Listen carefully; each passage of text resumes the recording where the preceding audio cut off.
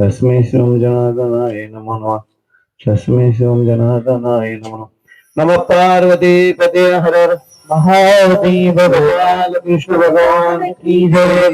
दत्त दत्त निष्काम कर्म योगीशु योगी जगद्गुरु जनार्दन स्वामी महाराज की जय. अधिकारी जगद्गुरु स्वामी शांतिगिरी महाराज की जय. बजरंग बली की जय. भगवान की साष्टांग दंडवत.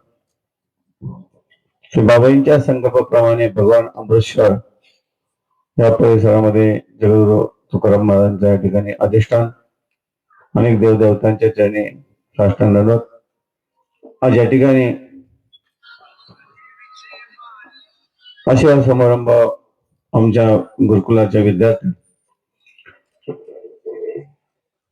मुख्याध्यापक असतील, आमचे प्रशासकीय अधिकारी काळोखी गुरुजी असतील, जे बाबाजी भक्तपर्य असेल, आश्रम कमिटी असेल, माता भगिनी, सर्वच विद्यार्थी आणि विद्यार्थिनी सर्वांच्या सदस्यांनी असलेल्या भगवंताला वंदन, या भूमीला वंदन. अनेकांनी या ठिकाणी आमचे आश्रमी संत स्वामी कळानंद महाराज असे ज्या गुरुकुलामध्ये शिकले, हरिभक्त पारायण स्वामी महाराज आहे, असे अनेक सर्वांनी ज्यांचे ज्यांच्या विचारप्रमाणे बाबाजींच्या कार्याचे किंवा बाबाजीच्या जीवनचरित्र ज्या गुरुकुलाबद्दल शिक्षा मांडले, जे विचार मांडले, म्हणून ज्यांनी विचार चांगले, सर्वांनीच चांगले विचार मांडले, म्हणून प्रथम सर्वांचे काही वाजून अभिनंदन करूया, सर्वांनी धन्यवाद देऊ. कारण ज्या बाबाजींनी जे संस्कार तुम्हाला आम्हाला सर्वांना लावले, तर आपण जर आपल्या ज्यांनी संस्कार दिले नसतील, आपण सुद्धा या ठिकाणी बसलेलो नसतो. म्हणून आपल्या प्रत्येकाने एकच विचार करायचा, जे आपले संस्कार आपल्याला मिळाले, इतरांना सुद्धा आपण केलं पाहिजे, सांगितलं पाहिजे, ते सहभागी त्यांना केलं पाहिजे भाविकांना. म्हणून आपल्या सर्वांची जबाबदारी आहे. कारण वाट सांगित त्याचे पुण्य नाही पार होतो उपकार, असं म्हटलेलं आहे बाबाजींनी, की ज्या गुरुकुला काळाचे कोणत्याच काळात बाबाजींना आता या ठिकाणी कोणतरी बोललं, गुरुकुल ही परंपरा ही अनादी काळापासून चालत आलेली आहे. ती परंपरा या मधल्या काळामध्ये खंडित झाली, बाबाजींनी पुन्हा अवतार घेऊन ही परंपरा सुरू केली. थोडक्यामध्ये सांगायचं म्हणजे की बाबाजींना याच्यावरून काही खुणा व्हायला नाही की मात्र बुडत यायचे देखावाने डोळा म्हणून असं येतो या संत वचनाप्रमाणे, की ज्या बाबाजींनी गुरुकुलामध्ये अनेक प्रकारचे फायदे मुलांना गुरुकुलामध्ये पाठवल्यानंतर त्यांचं पहिलं काय होतं, त्यांचं घरचं वातावरण पहिलं वेगळं राहत असतं, पण ते वातावरण काय होतं, सुधारित होतं. म्हणजे सुधारित म्हणजे काय, त्यांचं कुटुंब पूर्ण काय होऊन जातं, जय बाबाजी परिवार त्या कुटुंबामध्ये होतं आणि त्याला एक ज्ञान प्राप्त होण्याची संधी मिळते. संधी मिळाल्यानंतर त्याचं ज्ञान प्राप्त होतं आणि ज्ञान प्राप्त झाल्यानंतर पुन्हा हे ज्ञान त्रिकाल राहतं, त्रिकाल. म्हणून आपल्याला अमृत वचन परमपूजने जगद्गुरु स्वामी शांती बाबांचे ऐकायचे आपल्याला भाविकांनो. अनेकांनी या ठिकाणी अन्नदान चालूच असतं या ठिकाणी. मग आलापूरवाडीचे परिवार असेल, मग सुनील भाऊ असतील, आज सुद्धा आपल्या टुंकी गावामधली जी आजची पंगत घेतली आपल्या हरिभाऊ यांच्या चिरंजी काय नाव धनंजय निकम, धनंजय स्वप्नील निकम यांनी पंगत घेतली बघा. अनेक जण या ठिकाणी अन्नदान जसे याचा वाटा उचलत असतात. बावी सांगायचे, माझं जर रूप जर बघायचं असेल तर माझे कोणत्या मुलामध्ये बघा, माझ्या वस्तीगाच्या मुलांमध्ये माझं रूप बघा, आणि मुकोट्यामध्ये गायीमध्ये माझं रूप आहे त्या ठिकाणी, असं बावी सांगत असायचे. म्हणजे जे भाग्यवान आता या ठिकाणी गुरुकुल वस्तिकाची पंगत असेल किंवा महाशिवरात्रीची पंगत असेल, सगळं या ठिकाणी बाहेर काय आवडत, अन्नदान झालं, अन्नदान आवडायचं म्हणून अनेक भूमिपुत्र या ठिकाणी अन्नदान करत असतात. आणि अन्नदान केल्यानंतर त्यांना त्याची सुद्धा काय होते, अनुभूती बाबाजी देतात आणि ती अनुभूती त्यांना अनुभूती दिल्यानंतर त्यांच्या सुद्धा डोक्यामध्ये काय पडतो, प्रकाश पडतो. प्रकाश ज्या ठिकाणी डॉक्टरचे विलास फुटतात त्या ठिकाणी बाबाजी भगवती काम करत असते, विभूती काम करत असते. भाविकांनो, एवढंच आज त्या प्रसंगी सांगायचं आहे की हे गुरुकुल कशासाठी, संस्कार लावण्यासाठी पैसे डोनेशन प्राप्त करण्यासाठी डोनेशन आपण किती देऊ शकतो आहे की मात्र एक बावी सांगायचे मुलं मोठ्या शिकू शिकतील पण गरिबाचे विद्यार्थी शिक्षण संस्कार एकच गुरुकुले जगद्गुरु ज्या स्वामी गुरुकुल सुरू केले इथंच संस्कार भेटतील इतर शाळांमध्ये संस्कार कुठे भेटणार संस्कार विद्यार्थी गुरुकुलामध्येच तो आपले काय होते विद्यार्थी घडल्या जातील म्हणून आपले मुलं कुठे पाठवा गुरुकुलामध्ये पाठवा आणि एक बाबांचे भजन घेऊन झाले शास्त्र बाबांचे चरणी अर्पण करू जगद्गुरु स्वामी शांती बाबांचे चरणी सेवा अर्पण करू आणि आता आपल्या बाबांचे काय ऐकायचे अमृत ऐकायचे म्हणून बाबांचा सुद्धा या ठिकाणी वेळात वेळ काढून आले बघा जास्त वेळ नाही आपला कार्यक्रम खरा संध्याकाळचा संध्याकाळचा पण कार्यक्रमाची हा जी तारीख हुकली असेल आपल्या तारीखच नव्हती अशा पद्धतीने बघा म्हणून बाबा सुद्धा या ठिकाणी कार्यक्रमाला वेळच नाही बघा कार्यक्रमाची डायरी आहे ना म्हणजे कार्यक्रम आपल्या शिवभाऊला सांगितलं शिवभाऊ त्यांना म्हणलं कसं तरी आम्हाला आजच द्यावं करू मग हा कार्यक्रम झाला तू कसं होत होऊ द्या म्हणलं चला आशीर्वाद मागतोय बघा आशीर्वाद अशा पद्धतीने म्हणून मावळी मावली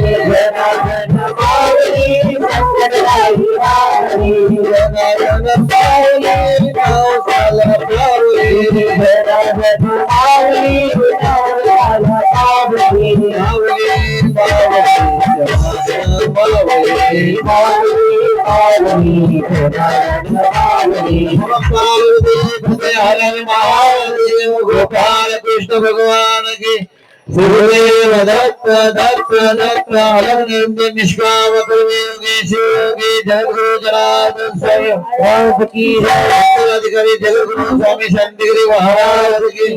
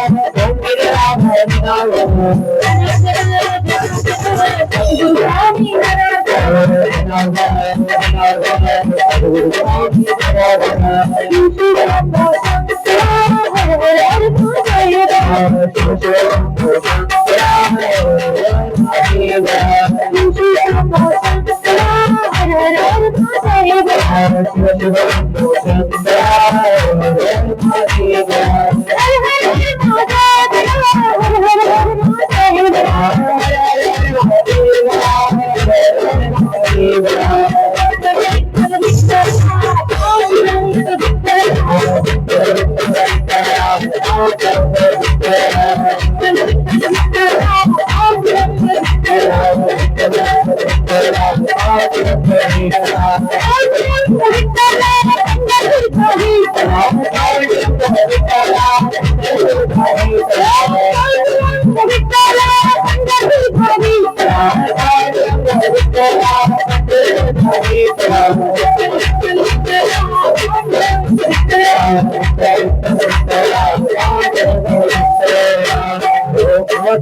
पार्वती पति महारती गोपाल कृष्ण भगवान की जय। श्रीदेव ओम निष्काम कर्मयोगी शिवयोगी जगद्गुरु जनार्दन स्वामी महाराज की जय। बजरंग बली महाराज की जय। मंगलमय होईल. मी पुन्हा एकदा बाबांना विनंती करतो की आपण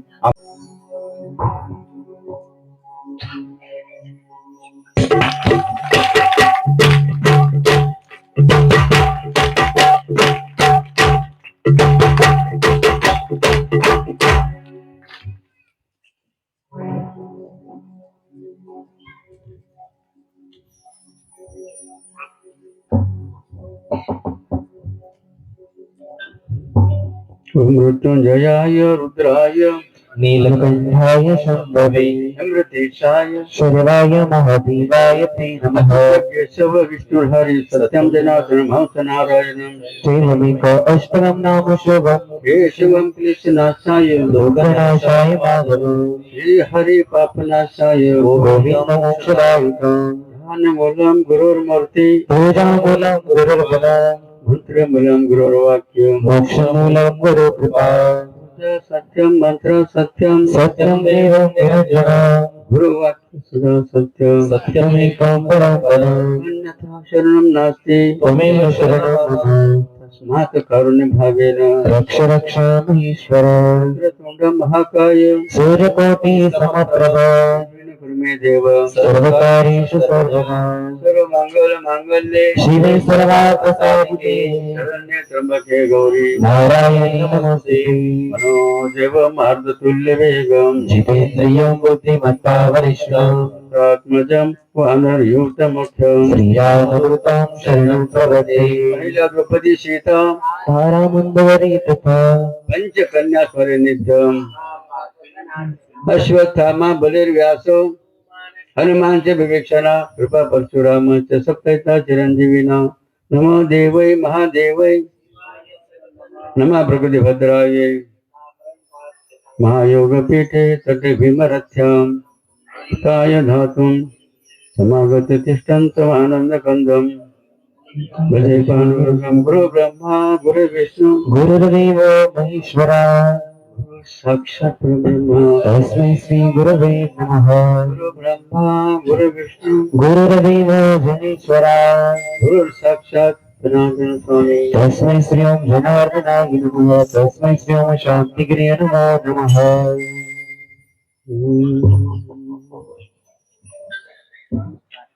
ओम जनार्दनाय नमः ओम जनार्दनाय नमः ओम जनार्दनाय नमः ओम जनार्दनाय नमः ओम जनार्दनाय नमः ओम जनार्दनाय नमः ओम जनार्दनाय नमः विष्णु कर्मयोगी शिवयोगी जगद्गुरु जनार्दन स्वामी महाराज की जय। उत्तराधिकारी जगद्गुरु स्वामी शांतिगिरी जी महाराज की जय।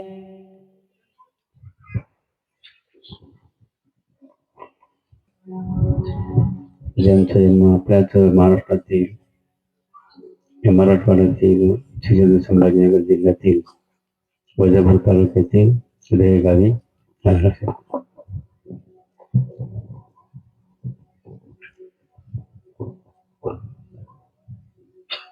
काय बघा चरित्र संतांचं असतं की नव्हे तो महिमा सामान्य संतांचा इतकं करील ते काय या अगदीप्रमाणे की जे या माळ टंकीच्या माळावर आले त्यासाठी असं विचार केला तर त्यांना काय आवश्यकता नव्हती सुद्धा तरी सुद्धा का आले हा महत्वाचा मुद्दा आहे. अशा या माळावर घेऊन जी आपली प्राचीन गुरुकुल परंपरा या भारतामध्ये सुरू होती जी इंग्रजांनी नष्ट केलं ती इंग्रजांनी प्रथम नष्ट केलं कारण त्यांना भारतावर राज्य करायचं होतं आणि गुरुकुल हा बघा भारताचा कणा होता कणा म्हणून त्यांनी पहिलं काय काम केलं माहिती भारतामध्ये येऊन गुरुकुल परंपरा पहिली नष्ट केली कारण गुरुकुल परंपरा नष्ट केली जर नसती तर ते राज्य करू शकले नसतं असं त्यांचं एक त्यांनी निर्णय केला होता त्यांच्या मॅकेलिने एका बघा संशोधनाने म्हणून अशी जी गुरुपण प्राचीन परंपरा, ज्या गुरु परंपरेमध्ये भगवान श्रीकृष्ण पुढे शिकले, सांदीपन ऋषी आश्रमामध्ये भगवान श्रीराम पुढे शिकले, वशिष्ठ ऋषीच्या आश्रमामध्ये. अशी जी गुरु परंपरा जी या महाराज या ठिकाणी शिरमोड झाला. आणि आज या गुरुकुलच्या विद्यार्थ्यांचा आशीर्वाद समारंभ सोहळा इंग्रजी संपूर्ण होत आहे. संपूर्ण असताना बाबांची बारकीमध्ये प्रतिमानुष्ठान आहेत. इथे जिथं वास्तव बघा बाबांच्या टुंकी नगरीमध्ये असायचे आश्रमामध्ये त्याला सुंदर असं सहगिरी महाराजांनी अधिष्ठान मंदिर रूपाने उभं केलं की त्या मंदिरात मूर्ती रूपाने बाबा आपल्यासमोर दर्शन देत आहेत. अशा बाबांच्या कवितेचे साष्टांग जरूर करूया. त्यामुळे संकल्प बाबांचा होता नर्मदेश्वराचा उदयश्वर रामतेश्वर असेल की तर आपल्या सर्वांनी करून बाबांच्या आशीर्वादाने पूर्ण झाला. अशा अमृतेश्वर हृदय श्रावण आणि मनोदेश्वर यांच्या चरणवंदना करूया. जवळच आपलं पिनाकेश्वर सुद्धा आहे की काय बघा पुण्याक्षरची परिस्थिती जर त्यावेळी विचार केला का पायी सुद्धा रस्ता नीट नव्हता असं त्यावेळेला विचार करा. अशा परिस्थितीमध्ये बाबाजींनी श्रमदान ते मंदिर कसं उभं केलं असं हा चिंतनाचा विषय केला. असा पिनाकेश्वरच्या चरणवंदन करूया. या टुंकी भूमीतील या टुंकीला का भिक्षक वारी काय म्हणतात भिक्षक वारी म्हणलं जाते मोडला महत्वाचं. ज्या ठिकाणी संत तुकाराम महाराज त्यांचे शिष्य नरो महाराज यांची गाठ भेट झाली असं हे ठिकाण. अशा या टुंकीच्या भूमीला आणि नरोबारायण तुकाराम महाराज यांची चरणी साष्टांग करूया. या भूमीला वंदन करूया का या भूमीला थोर संतांचे चरण लागलेले आहे. त्यांच्या चरणभूमी पावन झालेले आहेत. या भूमीला वंदन. आपल्या स्वदेशी गोमातेला वंदन. त्यांना तर जर्सी गाय निघाले त्यामुळे त्यांना वंदन करून चालणार नाही. वंदन कोणाला गेलं पाहिजेत. आता आमच्या यांनी सुद्धा म्हणला की आजकाल पाश्चिमात्य संस्कृती बरेचसे लोक काय झाले वैशाली आणि म्हणून आपल्या गोमात्याला स्वदेशीवर भारतीय वंशाच्या गोमात्याला आपण वंदन करूया. आणि याच्या आमच्या बाळगोपालांच्या या सोहळ्यासाठी त्यांना आशीर्वाद देण्यासाठी म्हणजे श्री स्वामी 108 म्हणून शिवागिरी महाराज असं श्री स्वामी आपले कोलगिरी महाराज यांचे पुंडलिकी महाराज उपस्थित आहेत. तसे या ठिकाणी उपस्थित असलेले आपले भक्त परिवाराचे आमचे श्री शिव अंगुळकर हे सर्व शिवडक बाबा शिवडक सर्व तयार करीत असतात. त्याप्रमाणे ज्यांनी आतापर्यंत अनेकांनी आपलं मनोगत व्यक्त केले. तुकाराम महाराज काय म्हणतात बघा प्रत्येकाला अपेक्षा असते नाही. त्याप्रमाणे तुकाराम महाराज सुद्धा देवाकडे काय मागतात किंवा काय म्हणतात.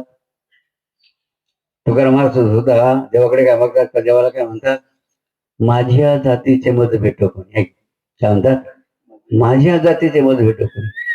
या उक्ती पण बघा बाबांच्या जाती जेव्हा असलेली या ठिकाणी बरेचसे ज्यांनी आपलं वक्तव्य या ठिकाणी जसं आपले हरिभक्त पारायण म्हणतात शिवभक्त पारायण वगैरे तो कोणी म्हणत तरी अडचण नाही. म्हणजे सुनील महाराज जगताप म्हणजे जगाला तर जेव्हा जगात ताप दूर का ताप देते जगाला ताप दूर कसा असे जगताप बर का सुनील जगताप तो बसले आमचे सर्व गुरुकुलाचे समन्वयक असले श्री काळोखी गुरुजी ते त्याप्रमाणे त्यांनी आता यांचं नाव काय गाडीवाल्यांचं नाव अजय पाटील त्यांचे सहकारी शिक्षा आदर्श पुरस्कार प्राप्त झालेले त्यांचं नाव काय नामदेव प्राचार्य नामदेव गुरुजी अशा अनेक या ठिकाणी उपस्थित आमचे दौलतराव असतील की बाबांचे वैसाळे भाऊसाहेब पाटील असतील या टुंगीचे अनेक विद्यार्थी सोडायला आमचे लोण इंग्लिशचे आपलं लोण इंगळे पाटील होता हा ठिकाणी उपस्थित आहेत. असे सर्व आमच्या माता वगैरे उपस्थित आहेत. खरोखर बाबांना येतच बाबा स्वतःला भाग्यवान हे समजतात. तसं तुकाराम महाराज म्हणतात माझ्या जातीची मदत भेटू कोणी तसं बाबांच्या जातीची आम्हाला भेटायचा ठाळीवर नियंत्रण असतं. म्हणजे बाबाचं बघा काम तर काय तरी वाटू म्हणजे कमी गेलं असेल त्याला म्हणतात जातीच्या लक्षात की काम वाटून घेणं सेवा आपल्याला प्राप्त करून घेणं सेवेचा लाभ घेणं का सुंदर विचार बघा त्यांनी केलेला आहेत. त्याचा आता आपल्या चालू गुरुजी त्यांचं म्हणून व्यक्त करताना सुंदर मत मांडला की तर तुकाराम महाराज म्हणतात ना तुका म्हणे आता उरलो उपकारा पुरता आहे काय म्हणतात तुकाराम महाराज तुका म्हणे आता आणि उरलो उपकारा पुरता का तसं काळे गुरुजींनी काय म्हणता म्हणलं की नाही, आता मी फक्त कशासाठी शिल्लक माझा कशासाठी शिल्लक की फक्त ओनली बाबा गुरुकुल गुरु आणि गुरुकुलचा टाळून असा विचार असतात की असो अतिशय आनंदाचा क्षण मग या ठिकाणी बाबांना आज अनुभवायला मिळतो लक्षात. म्हणून जसं कालच श्री क्षेत्र खेडे जिथे बाबांचा संकल्प होता त्याप्रमाणे गुरुकुल सुरू आहेत आणि त्यात काल त्या ठिकाणी सुद्धा सुंदर असा सोहळा त्यांनी वर्णन केलं की आम्ही तर पूर्ण पाहू शकलो नाही राहू शकलो नाही. मात्र जोपर्यंत आम्ही होतो बघा सुंदर असं प्रेझेंटेशन दिल्या विद्यार्थ्यांनी शिक्षकांच्या टाळ्यांचा चाकरी या ठिकाणी करूया. निश्चित बघा या ठिकाणी आमचे सर्व शिक्षक वृंद असतील की सर्व विद्यार्थी असतील सर्व पालक असतील या ठिकाणी बसत असले जेवढे पालक बसे आलेले हजर त्यांनी जागे उभे राहा बरं. ज्यांची मुलं बाबांच्या गुरुकुलमध्ये त्यांनी जागे उभे राहा. इथं असं कुठे असं बघा कोणत्याही गुरुकुलमध्ये आहे बघा इथले असं कुठल्या कोणत्याही गुरुकुलमध्ये असं मात्र आहे बाबांच्या गुरुकुलमध्ये अनेक माझ्या माता भगिनी आणि पालक या ठिकाणी उपस्थित आहे ज्यांनी सुंदर या माताने सुद्धा विचार केला की आपला मुलगा पुढे शिकला पाहिजे. हा कुत्र्याने सुद्धा अनुमोदन दिलं टाळून विचार केला कोणी म्हणाला कधी कुत्र्याने होतं की नाही धन्यवाद महिमा बघा मुलगीच्या वैशिष्ट्य या गुरुकुलचं आहे म्हणायचं ढोळीच्या महाराणावर हा सोहळा दुपारच्या वेळेला ही सुंदर छान वेळ सुंदरची देवाची चाचर केली तर संध्याकाळी कार्यक्रमात असं की नाही.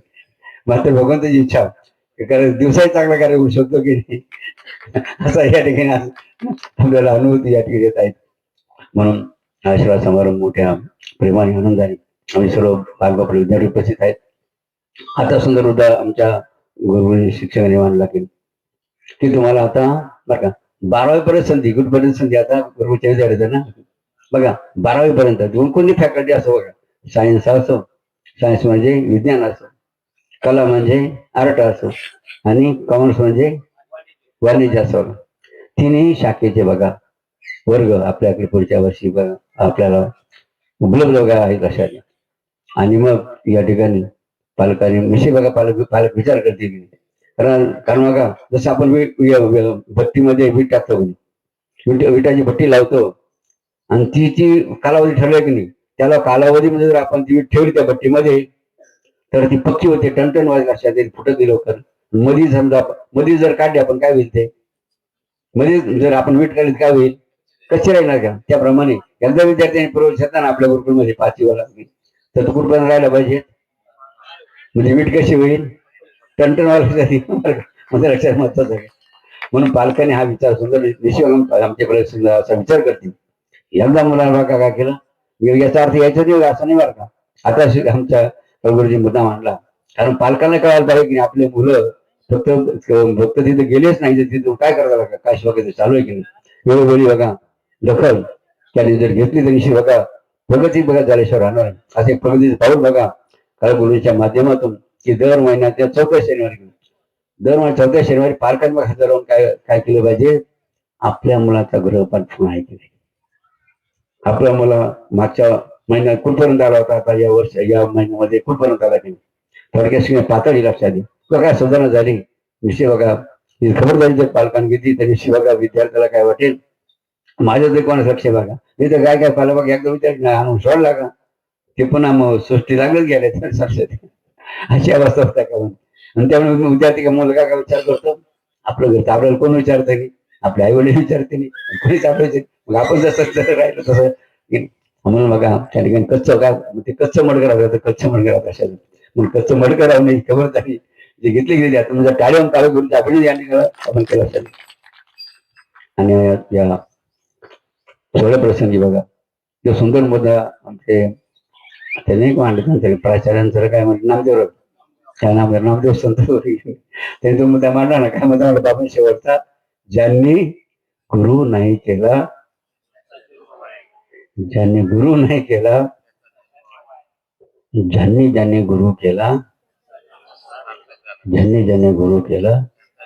अशाने पण हनुमंताने गुरु केला ते काय झाले मरावी परी स्वामी विवेकानंदांनी गुरु केला लक्षात घ्या.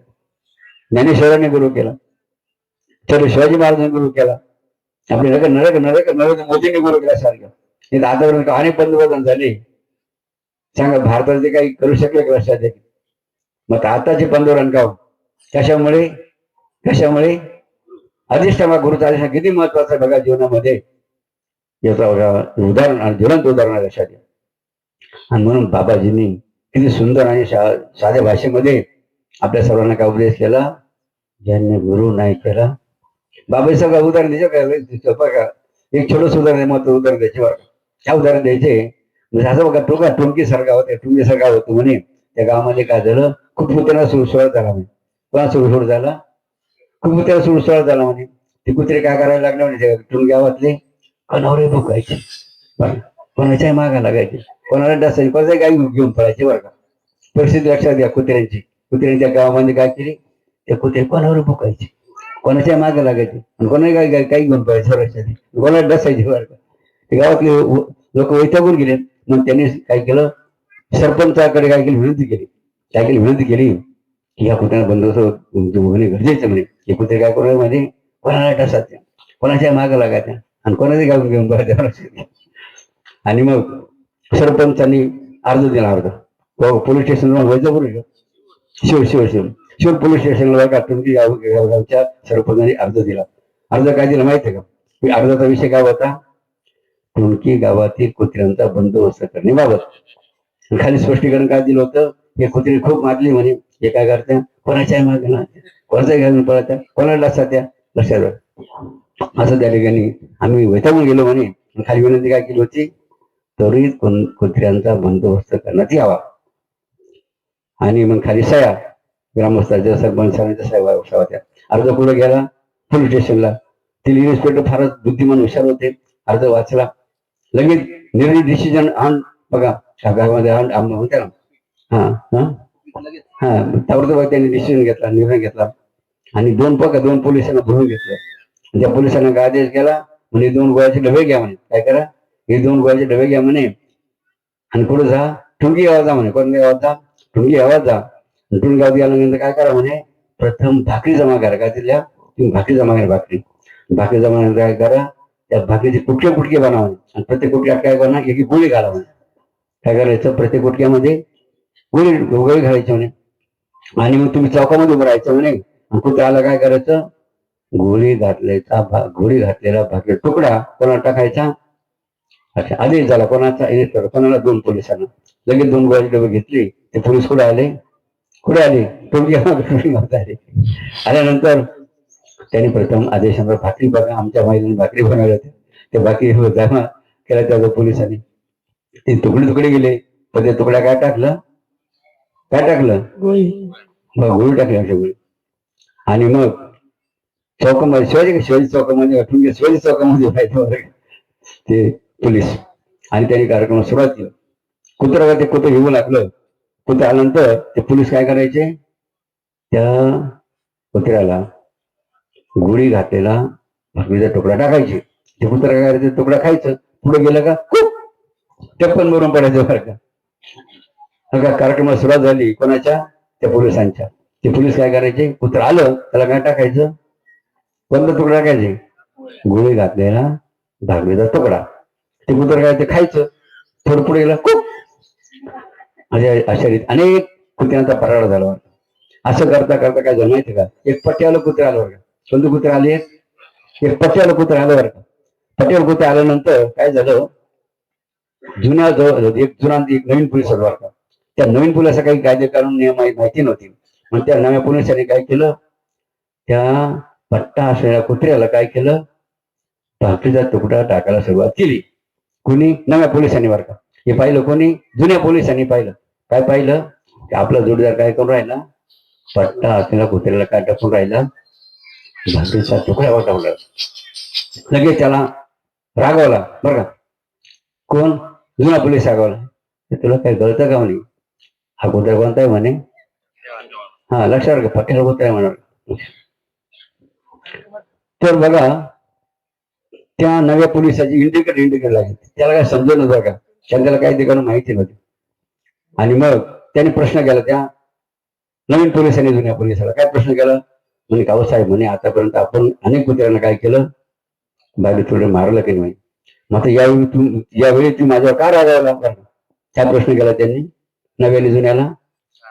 या कुत्र्याला भाकरीचा तुकडा टाकीत असताना माझ्या तू एवढी काय रागवली बघा, असा प्रश्न केला. मग बघा त्यानं पोलीस आपल्या जुने पोलीस सुंदर समजून सांगितलं काय सांगितलं ऐकावं. बघ म्हणे हा कुत्रा कसा आहे, हा कुत्रा कसा आहे म्हणे, पट्ट्यावाला आहे. कसा कुत्रा आहे म्हणे हा, म्हणे हा पट्ट्यावाला कुत्रा आहे. ज्या अर्थी हा पट्ट्यावाला कुत्रा आहे ना, त्या अर्थी याला कोण आहे, धनी मालक म्हणे. काय याला कोणी धनी मालक म्हणे. असा पट्ट्यावाला कुत्र्याला जर तू काय केलं, भक्तीचा तुकडा टाकला आणि ते मेलं, त्याच्यात मालक काय करतो जेव्हा काय करेल. मग कोणता कुत्रा वाचला, बगैर पट्ट्यावाले. ज्यांनी गुरु नाही केला त्यांचा जन्म वाया गेला. ज्यांनी गुरु नाही केला त्याचा जन्म वाया गेला. अशा रीतीने बघा साध्या भाषेमध्ये बाबाजी किती सुंदर उदाहरण दिलं की. तसं म्हणता बघा, 0-0 किती लिहिले, 0-0 किती लिहिले त्याला काय किंमत आहे का. किती पट्ट्यावरती 0ला किंमत किती त्याची, 0 गुणिले 0 उत्तर 0, 0 अधिक 0 0. लक्षात द्या. मात्र 7 0 होईल. किती 0 उरले, 7 0ची किंमत किती आहे सांगा ना. 6 0 शून्याचे नाव. मात्र आपण काय केलं, प्रथम आकडा किती टाकला, त्या 7 0च्या पुढे 7चा किती टाकला, 7 0, त्याच्या पुढे 7चा आकडा टाकला तर किती किती किंमत झाली त्याची. निर्गणित करा ना, गणिताचा आहे का नाही ना. बोला 7च्या पुढे 7 0 किती किती किंमत झाली, गणित कच्चा आहे का तुमचा. हा हो 7 0 का, आपण 7 0 त्याला काही किंमत होती का. एकच आकडा बघा 7चा टाकला किती किंमत आली, लक्षात घ्या. मग आपण सर्व कसे 0 आहे कसे बिगर गुरुवाची 0 बघा. जर गुरुपी जर आकडा टाकला तर निश्चित आपल्याला जे 0 आहे ना ते कोणामुळे हिरो झाले, बाबामुळे. लक्षात घ्या. टाळ्या बघा हिरो झाले नसतात. त्याप्रमाणे बघा आपण लोखंड तुकडा घ्यायचा, लोखंड तुकडा घेतला जर पाण्यात टाकला काय होतं, बुडतो का नाही. बघा लोखंड तुकडा तो पाण्यात पडतो. मात्र तोच लोखंड तुकडा आपण काय केला, एका लाकड ठोकायला बांधला. कसा बांधला, लाकडी ठोकायला बांधला. तर पाण्यात टाकलं काय होतं, सिंगल तुकडा टाकला काय बुडाला. तो तुकडा कशाला बांधला, कशाला बांधला टाकला, बुडाला का, कशामुळे. त्याप्रमाणे बघा आपलं जीवन कसं आहे, लोखंडी त्याला लोखंडा तुकड्यासारखं का. पण आपण हे जीवन कशाला बांधलं, गुरुरूपी ठोकायला बांधलं. आणि कुठे जरी पडले तर तुम्ही काय व्हा, ठरवा का मारा बुडा. लक्षात घ्या. अशा रीती बघा. आणि असे अनेक उदाहरण बघा की ज्यांनी गुरु नाही केला म्हणून गुरु येणे कोणता काही वाट भरा बिकट आहे. लक्षात घ्या. आणि मग अशा रीतीने सद्गुरु वाचवणे, सद्गुरु वाचवणे, सद्गुरु वाचवणे म्हणून गुरुची किती आवश्यक आहे आम्हाला माहिती नाही. पण आपण कलियुगामध्ये भाग्यवान आहोत. त्याने बघा तुम्ही या जगामध्ये महात्मे संत बघा, साधू बघितला शाळा. साधू काय सर्व काही कमी आहे का. आता बघा 2027 साली नाशिकला कुंभ, नाशिक त्र्यंबकेश्वरला कुंभाला लाखो बघा, लाखो संत तुम्हाला पाहिजे. किती लाखो संत बघा. प्रयागराज कुंभमेळा झाला, लाखो संत त्या कुंभमेळ्यात होते. मात्र बाबाने हे आपल्या सांगायचं आपण किती भाग्यवान आहोत. म्हणतात बगीचे में फूल होते, बगीचे में फूल बहुत है लेकिन गुलाब जायचा नाही. काय बगीचे में फूल लेकिन गुलाब जायचं नाही. वैसे दुनिया में संत बहुत है लेकिन हमारे बाबाजी जैसे नाही. बाबाजी विचार करा बघा की आपण किती भाग्यवान आहोत. बाबाजी सारखे संत या जगात भेटणं दुर्लभ अशात. आपण किती अकल भाग्यवान आहोत. आणि म्हणून गुरु करून बाबांच्या मा संतांनी सुरू करून आपल्या सर्वांना आदत यांनी मुद्दा मांडला की म्हणे तुम्ही किती धन संपत्ती कमीत राहिली तर मुलांना संस्कार नसेल तर तुम्ही कमवली संपत्तीच काय होईल. म्हणून फक्त मुलांसाठी संपत्तीच कमवू नका. काय सांगितलं बाबाजींनी, फक्त मुलांसाठी संपत्तीच कमवू नका. तर काय करा, एक वेळेस मुलांसाठी संपत्ती नाही कमवली तरी चालेल, मात्र काय करा संस्कार. कारण संस्कार जर केले तर काय होईल, ते तुम्हाला म्हातारपणी नाही. तर बाबाजी म्हटले खूप तुमच्या परिसर 7 पिढ्या पूर्ण एवढं तुम्ही कमवून ठेवलं. मात्र पोरं कसे निघाले, बेवडे म्हणजे व्यसन निघाले. तर जसं तुमचं सर्व जेवढे कमवले ना ते सर्व काय गरजेचे. म्हणून बघा मुलांची संस्कारासाठी खबरदारी काळजी किती गरजेची केली. या मुद्द्यावर का आपण कार्य या ठिकाणी विचार सर्वांनी सुंदर विचार मांडले की आणि म्हणून आता बघा म्हणून संकल्प प्रत्येक कोणता संकल्प करायचा तसं आपलं यांचं काय म्हणून विजयच म्हणले काय गाडीवर नावची नाव अजय अजय बघा अजय त्या विजयन अजय फवरते विजयन अजय त्याच्यावर आमचं गप्पलं होती बरं का अजय अजय पटेल म्हणून बघा आज कारण आजकाल काय झालं व्यसन फॅशन म्हणलं काय झालं व्यसन एक फॅशन म्हणलं फॅशन वगैरे काय आणि त्यामुळे आपले अनेक भाग भारतीय बघा त्या फॅशनच्या नादी लागले बघा हा सांस्कृतिक कार्यक्रम लगेच सुरू करायचंय का बरोबर करायचं कारण बाबांना परत जायचंय अशा रीतीने बघा आजच्या या आशीर्वाद सोहळा प्रसंगी तीन बघा संकल्प तीन संकल्प बाबांना सांगून बघा पहिला संकल्प कोणता करायचा व्यसन मुक्त कसं राहायचं प्रत्येकाने कोणती पुडी नको इमल नको का गुटखा नको का गायच्या नको नका मग कोणती पुडी खायची कोणती पुडी खायची भस्माची का प्रसादची खा का आता आपण नाही का मुखवास काढला बघा आपण गायत्री छाप पुडी खायला खाय बघा जुटतो का गायत्री छाप सारखी गायत्री छाप आपण काढल्या असेल कारण तुमच्या पुढीशी होत नाही ना मग बाबाजी पुढी तयारी केली पाहिजे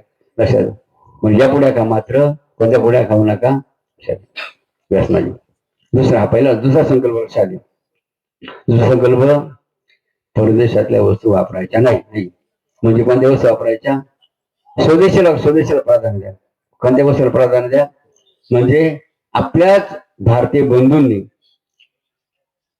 पिकवलेली का तयार केलेली वस्तू वापरा खरेदी करा बाहेरच्या देशात लोकांनी तयार केलेल्या वस्तू वापरू एवढंच नव्हे तर दुसऱ्या शब्दाचे शब्द सुद्धा वापरू नका बघा काही शब्द फार डेंजर खतरनाक आहे बरं का बेइज्जत करणार आहेत लक्षात घ्या इतर देशाचे शब्द काय ज्यामध्ये मम्मी आणि पप्पा जे शब्द वापरले जातात ना ते कसे आहेत बेइज्जत आणि बेइज्जत आहे की नाही कसे बघा ऐका आता समजा अजय भाऊचा मुलगा समजा त्यांना काय म्हणला पप्पा म्हणला आहे काय म्हणला आता पप्पाचा मराठी अर्थ काय होतो पाळायला कुत्रा लक्षात आहे मग सांगा आज बघा पाळायला कुत्रा आहे का म्हणजे बेइज्जत झाली की नाही कोणी बेइज्जत केली इंग्रजांनी तो शब्द काढला तो शब्द पोरांनी सुरू केला आणि ते म्हणायला लागले बेइज्जत झाली मुलाची बापाच्या मुलाकडून बापाला शाळेत आता आईला बघा काय म्हणायला लागले पोरं मम्मी आहे तुम्हाला समजा तुमचा मुलगा मम्मी म्हणला की तर मम्मीचा मराठी अर्थ काय होतो मसाला खंडे प्रेत म्हणजे डेड बॉडी म्हणजे मरेल मुर्दा मग सांगा तुमच्या मुलाने तुम्हाला मम्मी म्हटलं म्हणजे हे मरेल मुर्द्या म्हटलं म्हणजे बेइज्जत झाली की नाही म्हणजे शब्द बेइज्जत करणार आहेत आपले शान वाढवणार आहेत मग बाबांना एक खंताची बाबा जर का हे जे इंग्रजी शब्द इंग्रजांनी तुम्ही आपल्या भारतात मध्ये आणले त्याच्यासाठी आणले तुमची शान वाढवण्यासाठी नाही तुमच्याच मुलांकडून तुमची बेइज्जत करण्यासाठी काही दोन शब्द समजलं ना जे शिकलेले असेल त्या लोक लक्षात बघा कारण ते मराठीचा अर्थ बघा काही शब्द आपल्या मराठी ग्रंथावरती आहे का ज्ञानेश्वर असेल भागवत असेल असे अनेक ग्रंथ आहेत त्या ग्रंथाचे शब्द आहे का मम्मी पप्पा हे शब्द कुठले मग ते कोणत्या भाषेतले मग त्या मराठीत आपला अर्थ त्याला आपल्याला माहिती पाहिजे की नाही अर्थ जर माहीत नसता आणि वापर सुरू केला काय होईल मग म्हणून सर्वांना बाबांची विनंती हे शब्द घरात वापरून आई बापांनी आपले बेइज्जत होणार हा अत्यंत महत्वाचा मुद्दा मग ते म्हणायचं काय म्हणायचं मग आई बाई ताई काय किती सुंदर शब्द की वडिलांना पोरांनी काय म्हणायचं आप्पा अण्णा तात्या भाऊ किती सुंदर शब्द की अशा रीतीने बघा हा दुसरा मुद्दा झाला की परदेशाचे शब्द सुद्धा काही जे डेंजर आहेत खतरनाके वापरण्यासाठी असे अनेक शब्द इंग्रजी बरं का तुम्ही चेक करा जे इंग्रजी शब्द वापरू राहिले ना तर नीट मराठीचा अर्थ जाणून घ्या जे मराठीचा अर्थ समजून घेतील ना ते कधी भविष्यामध्ये शब्द वापरणार हा त्यांचा महत्वाचा मुद्दा आहे म्हणून इंग्रजी शब्द जरूर प्रयोग करा मात्र कोणत्या शब्दात प्रयोग करा ज्यांचा अर्थ तुम्हाला माहिती आहे ना त्याचा प्रयोग जरूर करा मग अर्थ जर माहित नसेल तर ते बेइज्जत लक्षात द्या मग ते वापरायचे नाही हा दुसरा मुद्दा तिसरा मुद्दा काय भारत हा शेतीप्रधान देश आहे काय शेतीप्रधान देश आहे आणि म्हणून शेतकऱ्यांनी काय पिकवायचं नाही विष पिकवायचं नाही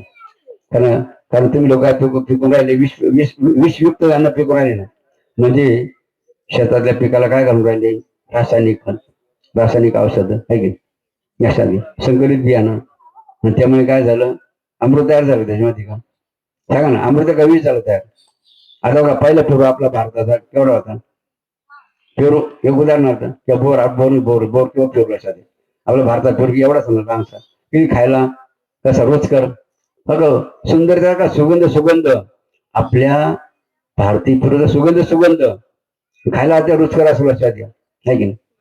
मग आता केवढा प्रभाव निघाला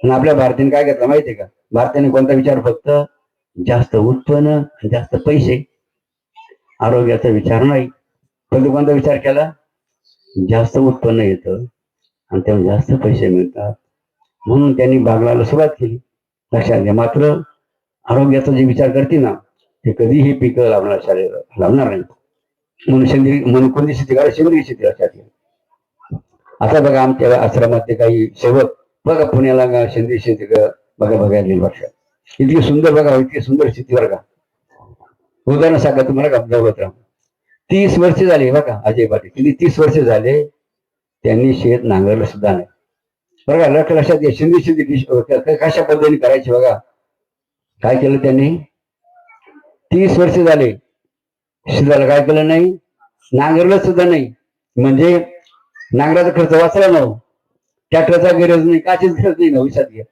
पहिला मुद्दा लक्षात घ्या आणि मग नंतर काय त्याला मिश्र काही वस्तूंचं मिश्रण बघा त्याने टाकलं जातं गुळ का काहीतरी त्या वस्तू आहे त्या वस्तू काय करायच्या प्रमाणामध्ये त्या वावरात शेतामध्ये टाकायच्या ऑटोमॅटिक बघा ते भुसभुशीत वावर तयार होत लक्षात घ्या आणि एका एकराला किती माहितीये का ऊस जर विचार केला ऊस जवळजवळ 25 ते 30 कांडे किती कांडे शेंदीशीचा ऊस किती ऊस 25 ते 30 कांड्याच्या पुढे उभ्या त्याचा ऊसाची उंची लक्षात घ्या आणि एका एकराला किती उत्पन्न काढतो मनुष्य 7 लाख किती एका एकरी किती कारण त्यांचा बघा गुळ तयार करा गुळ त्याचा गुळ काय भाव ना 150-200 रुपये किलो किती 150 ते 200 रुपये शेंदी गुळ बघा लक्षात घ्या म्हणजे किती फायदा तो लक्षात किती कष्ट कमी ना आणि जास्त उत्पन्न जास्त लक्षात घ्या म्हणून शेंदी किती फायद्याचे आहेत मात्र त्याला टेक्निक आलं जावं आलं पाहिजे नाही तर टेक्निक जर तुम्ही बदलवलं ना ते मग आम्ही फसलो म्हणून कोणत्या गोष्टी प्रोसिजर गेले ना लक्षात निश्चित बघा ते शेतकरी सक्सेस झाल्याशिवाय राहणार नाही म्हणून सर्व शेतकरी विनंती बघा बाबांची काय विनंती थोडी सुरुवात करा कारण आमच्या पंतप्रधानांनी सुद्धा आवाहन केलं भारताला भारतात पंतप्रधान तामिळनाडूमध्ये भाषण केलं त्या भाषणात त्यांनी काय सांगितलं सेंद्रिय शेती करा म्हणे आणि काय उल्लेख केला म्हणजे समजा तुम्हाला 4 एकर शेती आहे ना तर तुम्ही काय करा 1 एकर सुरुवातीला एक एकरला सुरू करा डायरेक्ट 4 एकर करू नका निश्चित बघा तुम्हाला आम्हाला शाळा नाही शेवटचा जो मुद्दा महत्वाचा कोणता संकल्पना कोणता की शेतकऱ्यांनी कोणती शेती करा सेंद्रिय शेतीतून अमृत पिका काय पिका भारत मातेला निश्चित आनंद ती तुम्हाला आशीर्वाद दिल्याशिवाय राहणार नाही अशा रीतीने आजच्या आशीर्वाद सोहळ्याच्या निमित्ताने आपण 10वीच्या विद्यार्थ्यांना काय करूया स्वच्छता देऊया आमचे विद्यार्थी काय आता सांगा ना आमच्या गुरुजींनी 90% वेळी जास्त मेरिट मध्ये येते ना त्याला किती वेळ बक्षीस त्याच्या आपण बघा चांगली बघा काय ते बघा समजा त्यात आणखी काही टाकेल बरं कशात वस्तू रुपये टाकेल का तरी टाकेल मात्र त्या विद्यार्थ्या आपण गौरव अटेंड करूया म्हणून पुरेसे टाळी वाजून अशा विद्यार्थ्यांचं आपण अभिनंदन करून त्यांना शुभाशीर्वाद देवा चांगली परीक्षा त्यांना कॉपी मुक्त परीक्षा करून त्यांनी जास्तीत जास्त मार्क मिळावे जय बाबाजी जय अमृतेश्वर आता एक भजन वर उभे आता एक भजनी म्हणलं बघ भजन जर सावधानी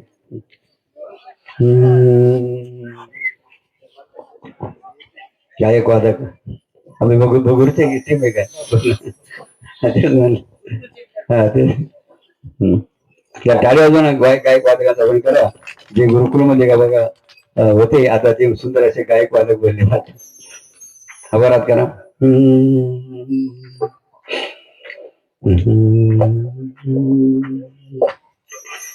ओम नमो भगवते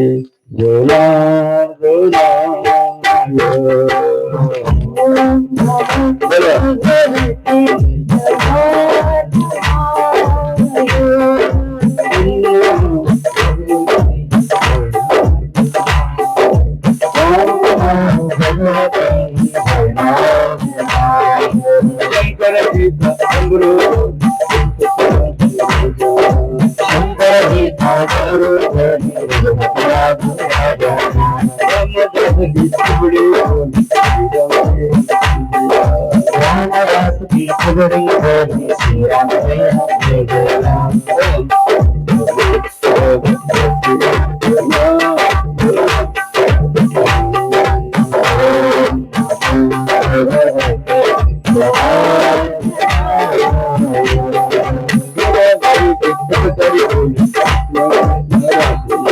मीराबाई की एकदार भोगी कृष्ण